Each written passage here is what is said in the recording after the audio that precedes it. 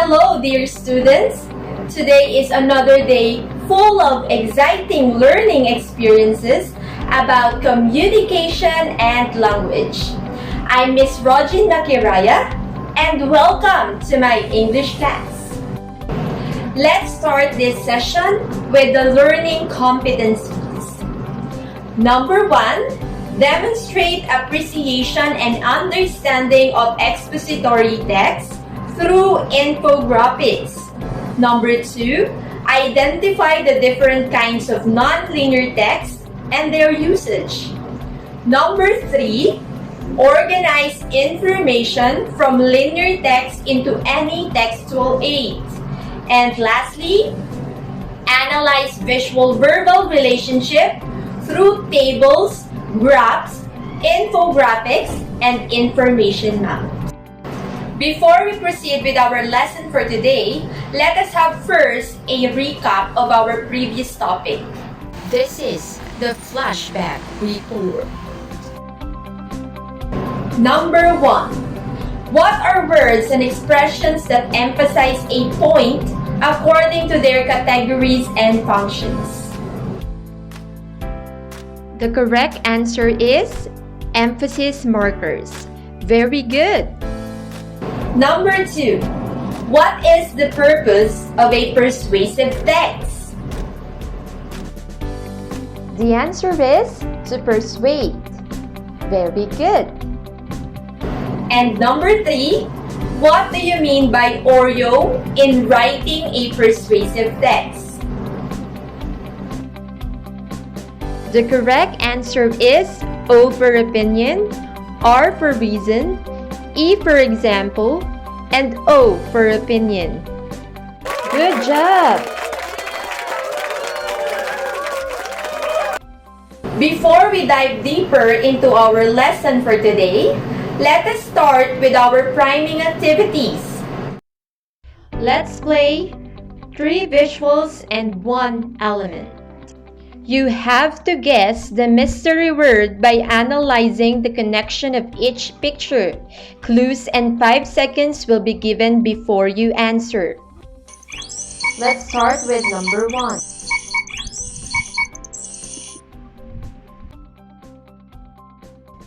The correct answer is bar graph. Number 2.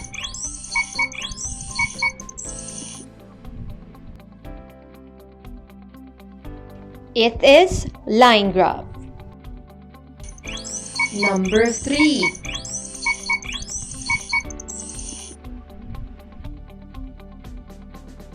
The answer is flow chart. Number 4.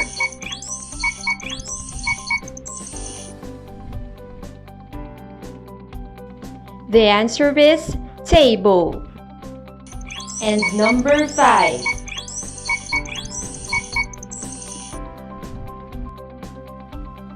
Correct answer is pie graph. You did great! Now I want you to look at this picture. I know that this picture is very much familiar as you reminisce the face-to-face classes in the past. Do you still remember your classmate reporting an assigned topic to the class with a wordy visual aid written in a manila paper? What was your reaction as you attempted to read the report? Perhaps you find it non-interesting and too tiresome to read as it is too wordy. This is the reason why we must learn how to present information effectively with the use of textual aids, especially if we extract them from expository text. And our topic for today is a visual-verbal relationship illustrated in expository text. What is an expository text? Expository text is a type of informational text that provides factual information about a topic using a clear, non-narrative organizational structure with a major topic and supporting information. Example of this are news articles, textbook, recipes, and instructional manuals. In this lesson, we will also learn how to interpret data presented in textual aid or nonlinear text. What are these linear and nonlinear texts that I am talking about? Let's find out. What is a linear text? It is the most common type of text that needs to read from beginning to end. It focuses on the arrangement of the words, both grammatically and stylistically. These are some examples of linear texts. We have novels, letters, poems, and any text printed on paper are considered linear texts. How about a nonlinear text? It is the opposite of linear text. As its name suggests, it is non-linear or non-sequential. The readers do not read the words from beginning to end. The information presented is accompanied by the following examples. These are examples of nonlinear texts: graphs, charts, tables, infographics, and line graph. Although we have a lot of nonlinear text or textual aid, we are going to focus on these 5 examples. Let us discuss each. Let us start with graph. Graph is a pictorial diagram that shows the relationship of information or values presented in an organized manner. 2 basic kinds of graph includes bar graph and line graph. Line graphs are used to display data or information that changes continuously over time, while bar graphs are used to compare facts, and bars provide a visual display for comparing quantities in different categories or groups. The next one is table. Table is an organized arrangement of data, usually in rows and columns. Data in a table can easily be compared. Look at this example of table. What do you think is most likely the title of the table?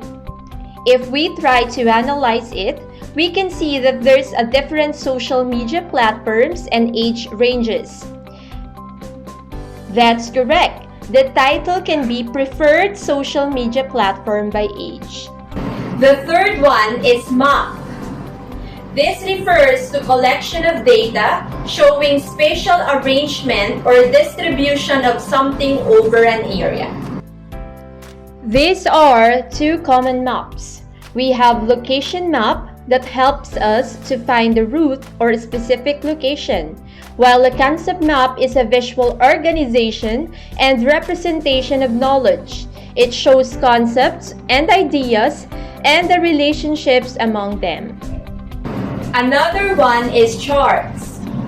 It is a diagram or visual representation that shows the relative position of the parts of something, usually a location. Let's define pie chart and flow chart. A pie chart is a circular statistical graphic which is divided into slices to illustrate numerical proportion. And the flow chart is simply a graphical representation of steps. It shows steps in sequential order and is widely used in presenting the flow of algorithms. Lastly, we have infographics. It is a collection of imagery, charts, and minimal text. It gives an easy-to-understand overview of a topic. Study the example infographic below. What is it all about? Very good! It is all about preparation to avoid COVID-19 if you are living with HIV. Now that you already know the different nonlinear texts, make sure to remember these steps to interpret or transform the linear text into nonlinear text. Number 1, read and analyze the text and get the main idea. 2, Extract the important details for the visual representation. 3. Remember to use the keywords or phrases only. 4. Classify information into categories. And number 5, use the appropriate textual aid to present information.